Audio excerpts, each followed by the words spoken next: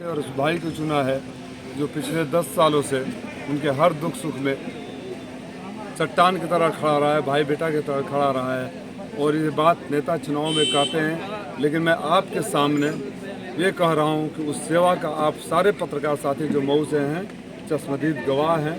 आप इसको शपथ लेकर कह सकते हैं कि हम राजीव राय को हमने कोरोना में देखा था, लॉकडाउन में देखा था, बाढ़ में देखा था, कटान में देखा था, अनाथ बच्चे को गोद लेते हुए देखते हैं, गरीबों का इलाज कराते हुए देखते हैं। अगर मैं गलत कहूँ तो पत्रकार साथियों अभी आप सवाल करो कि नहीं आप झूठ बोल रहे हो। सर मेरा क्वेश्चन है, इस सरकार में युवा बहुत बेरोजगार हो गई है, अगर आपकी सरकार आएगी तो आप क्या करेंगे? देखिए, मैंने उसकी पूरी ब्लूप्रिंट तैयार करके रखी है। हर लोग हर क्षेत्र की, ये जो नेताजी लोग आकर कह देते हैं कि मैं विकास करूँगा, विकास का मतलब ही नहीं समझ में, आधी दुनिया देख चुका हूँ। हर लोकसभा की या हर भौगोलिक स्थिति की अपनी आर्थिक, सामाजिक और भौगोलिक स्थिति के हिसाब से विकास का ढांचा तैयार करते हैं। जब तक नौजवानों को रोजगार नहीं मिलेगा, नौजवानों को नौकरी नहीं मिलेगा, देश की अर्थव्यवस्था नहीं सुधरेगी, देश मजबूत नहीं होगा। इसलिए मैंने पहला काम खाली उसी पर सेंटर कर रहा हूँ, बड़ा है नौजवानों को। जैसे कि हमारी सरकार ने एक तो फैसला किया है कि भर्तियाँ शुरू करेंगी, ये पेपर लीक बंद होगा। उसके बाद व्यक्तिगत रूप से मैं अपने लोकसभा में क्या करूँगा, हमारे यहाँ प्रतिभाओं की कमी नहीं है। गरीब के बच्चे भी IAS IPS बन सकते हैं। सबके पास इतना पैसा नहीं होता कि दीक्षा ट्यूटोरियल में दिल्ली भेजे, लखनऊ भेजे।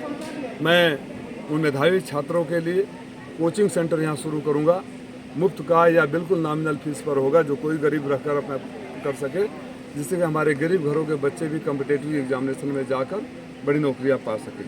विधानसभा लेवल या ब्लॉक लेवल पर मैं फोर्स में जो बच्चे जाने के इच्छुक रहते हैं उनके लिए कोच रखूंगा। इन्होंने सर तो पूरी सरकारी नौकरियां खत्म कर दी हैं, रेलवे पूरा बेच के रख दिया है, रेलवे में वैकेंसी नहीं रह गई है अब। बिल्कुल बिल्कुल, ये साजिश इस बात के लिए कि अगर आपको नौकरी पा जाएंगे तो आपके बच्चे पढ़ लिख जाएंगे तो सवाल करने लगेंगे।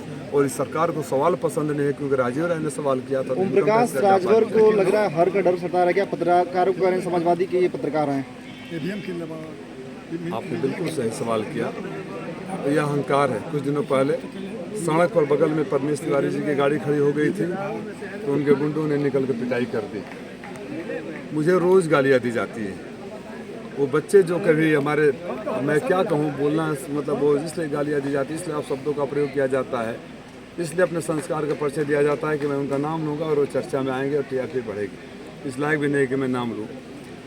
पत्रकारों को समाजवादी कहना, मैं तो जानता हूँ, मैं तो नाम लेकर कहता हूँ। वो गाजीपुर से कुछ मीडिया वालों को बुला है, गोरखपुर वाले हैं, क्या नाम है, सोल यूपी या सोलप है इंडिया, सोलप यूपी इंडिया, दिन भर उनका भोपा बजाता रहता है। मैं तो आज तक भाई को पूछा भी नहीं कि भाई मैंने क्या तुम्हारा बिगाड़ा है, क्यों मेरे साथ इस तरह करते। और जो पत्रकार गए, उनका डर, उनका भय, कभी आप दिखा देते हो कि जनता कह देते हैं कि छड़ी पर वोट देने से प्रॉब्लम है, कभी आप दिखा देते हो कि सपा की सरकार बन सकती है, कभी आप दिखा सकते हो कि नौजवानों को घेर ले रहे हैं, कभी आप दिखा देते हो कि बेटी सच आप दिखाते हो, आईना आप दिखाते हो। पत्रकारिता का काम आईना दिखाना। और अगर पत्रकारों पर हमला होने लगे तो समझ जाना कि डर की सर चढ़ कर बोल रहा है और अहंकार की पराकाष्ठा पर पहुंच गया है। जब अहंकार अपने चरम सीमा पर पहुंच जाता है तो पतन निश्चित है। मत नाम लेवाओ यार, छोड़ो, आप सब समझते हो। जिस तरह कार्यकर्ता आपके मन से बोले हैं कि अगर मैं आप जीतते हैं तो विकास की कलम इस हथौड़ी गांव से प्रारंभ होगा, स्वाभाविक है, जहाँ से मुझे आशीर्वाद मिलेगा मैं करूँगा। इसमें कोई कह रहे हैं ओम प्रकाश की हर थाने में यादवों का वर्चस्व है, तमाम सिपाही हैं, वो चुनाव को प्रभावित कर देंगे। तो सरकार उनकी सस्पेंड करा दें, बर्खास्त करा दें नौकरी से। धमकी पत्रकारों को भी दिए हैं कि 5 के बाद देख लूंगा। किसको देख, हर रैली में मोदी जी रो रहे हैं सर जी, इसमें क्या कहना चाहेंगे आप? तो लगता है कि 5 के बाद बाबा उनको देख लेंगे कि वो सरकार में नहीं रहे।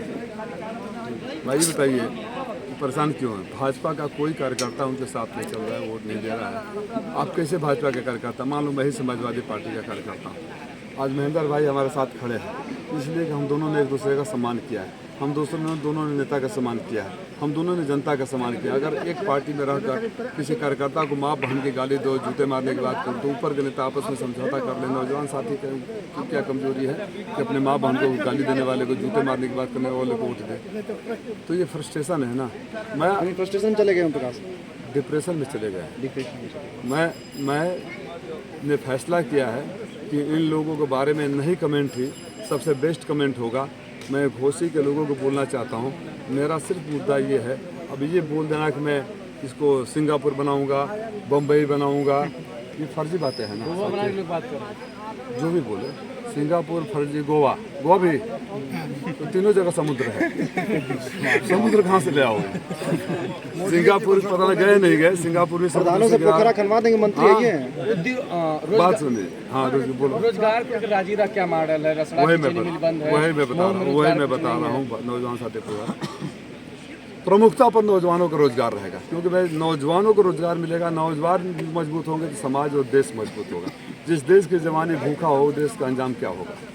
जिस देश की जवानी 5 किलो राशन पर जिंदा हो, उस देश के नौजवानों से क्या आप उम्मीद कर सकते हैं?